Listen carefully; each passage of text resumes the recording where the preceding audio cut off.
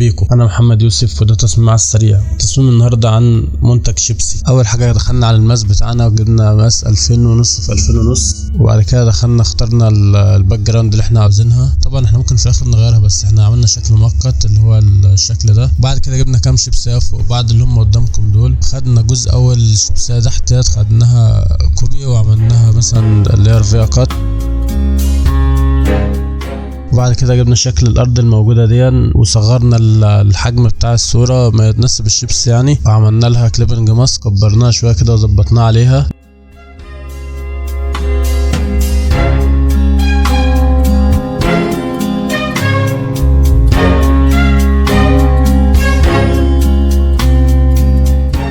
برضه خدنا على الشيبسيات التانية دي وظبطنا ان احنا ناخدها معانا في السلكشن يعني، بحيث ان احنا ناخدها كطبقة تانية نعملها نفس الكلام برضه، نعملها كليبنج ماسك. خدناها لوحدها كده زي ما ظهر قدامنا. بعد كده جبنا شكل الارض دي التاني وحاولنا ان احنا نقص شكل السماء اللي فوق دي، ونقص كمان الصحراء دي بحيث تبقى الارض بس الموجوده. صغرنا المقاس وبعد كده عملنا ترانسفورم ليها، دخلنا على الورب وقعدنا ان احنا نظبط بحيث ان يبقى الخطوط بتاعه الارض ديت متساويه للتضليعه بتاعه الشيبس، عشان تبقى كلها زي ما تقول ميه واحده كده مع بعضيها. ظبطناها كده مع بعض وبعد كده عملنا لها دلوقتي كليبنج ماسك يعني. بس كده ده اللي احنا كنا عاوزينه، هما الاتنين يكونوا قريبين من بعض بنفس الطريقه دي، وظبطناها برضو كبرنا شويه يعني وظبطنا الحاجه دي كده.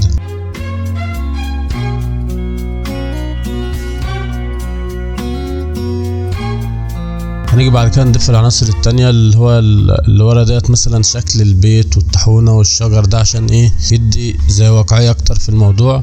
هنصغر الحجم ونروح عند اول شيبسيه ورا كده ونحط لها الشكل اللي معانا. هنقص شويه الشجر اللي في الجنب دول مش عاوزينهم، هيبقى بقى مثلا البيت والطاحونه دول.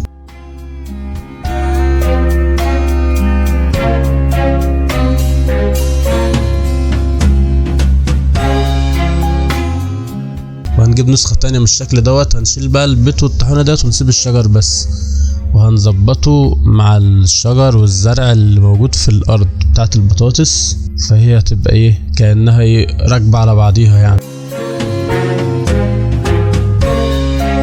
عملناها سمارت اوبجكت ودخلنا على الورب وقعدنا نظبط فيها مع الارض عشان تمشي مع بعضيها يعني، تبقى متظبطه زي ما ظهر قدامك كده بالبرش طبعا، وشلنا الزيادات اللي احنا مش عاوزينها.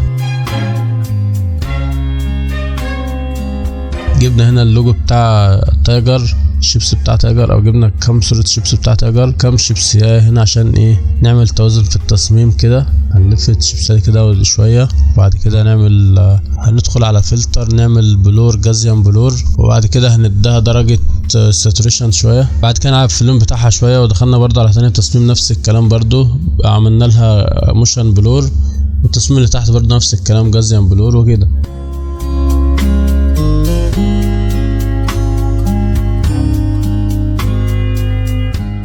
جبنا بعد كده شكل شجر او شكل فروع ورق لزرع يعني، وقلنا ان احنا نزود بالخطوط اللي في الارض دي بالشكل اللي ظهر قدامكم، عشان يبان ان هي طالعه لبره شويه. عملنا كام نسخه من الشجر ده كتير، 13 نسخه، وضمناهم كلهم مع بعض في لاير واحده عن طريق ان احنا اتكينا كنترول بعد كده هنعمل حركه بقى صايعه، اللي هي ان احنا نجيب الشكل بتاع الارض من الاول خالص، وهناخد منها نسخه تانية ونطلعها فوق الحاجات دي، وبعد كده هنعمل لها كليبنج ماسك على الشكل كله، فهتظهر معانا ان هي كلها ميه واحده زي ما بقى ظهر قدامنا دلوقتي. بس عشان ديت صوره ودي صوره، فاحنا اضطرينا ان احنا نعمل طبقتين ونمسح من واحده في يمه ونمسح من اليمه التانية عكسها لحد ما ظبطت كده يعني. دخلنا بعد كده على الصور، جبنا كام عصفوره كده معاهم شويه عصافير كده نظبطهم مع التصميم يعني.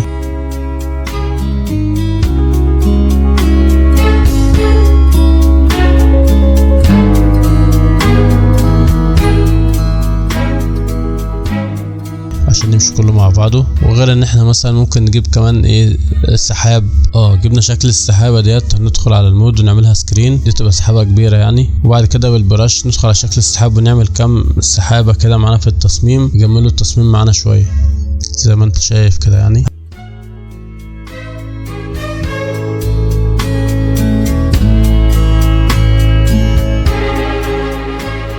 هنرجع بعد كده بقى للتايبو، هنكتب مثلا كلمة قرمش براحتك، نظبط بس الكلمة في الأبعاد بتاعتها أو وحجمها يعني. كبرنا الكلمة وهناخد منها نسخة تانية عشان نظبطها، نكتب الكلمة التانية اللي احنا عاوزينها براحتك. مثلا دخلنا على البلندنج اوبشن يعني، وقعدنا نحن نلعب في الاعداد بتاعة الكلمة يعني عشان تظهر بالشكل اللي قدامكم دوت. نعلي مثلا الحاجة بتاعتها كده يعني.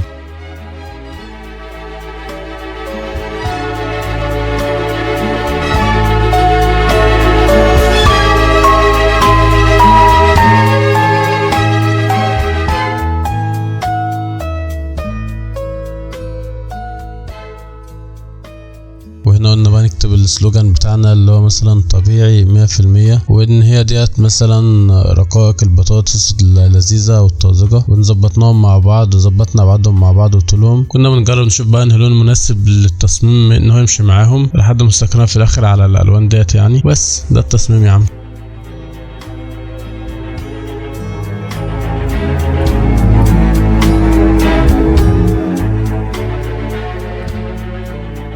هنا انا بقى دخلت ان انا قلت اظبط الباك جراوند بتاعه التصميم، وان احنا نظبط الاضاءه يعني بتاعته، ان احنا نتخليها شويه كده عشان كلها تمشي مع بعض وتبقى كلها متظبطه مع بعضيها يعني. ودخلنا بعد كده بالبرش عملنا شكل عسلي، وبعد كده نقطه تانية بيضه دي كانها مثلا شمس او كانها مصدر اضافه تصميم يعني، حاجه بسيطه كده بس بتعمل لقطه معانا حلوه يعني. وبكده يكون خلص فيديو النهارده. يا ريت تعمل لايك تقديرا منك لينا على الفيديو، تشير الفيديو كمان علشان غيرك يستفيد منه. ولو حابب تشوف فيديوهات اكتر ممكن تشترك في القناة وتفعل الجرس علشان يوصلك كل جديد معانا. وما تنساش تشوف الفيديوهات اللي فاتت هتعجبك صدقني. تابع معانا كمان الجديد اول باول. كان معكم اخوكم محمد الشرويدي. يلا السلام يا اصدقائي.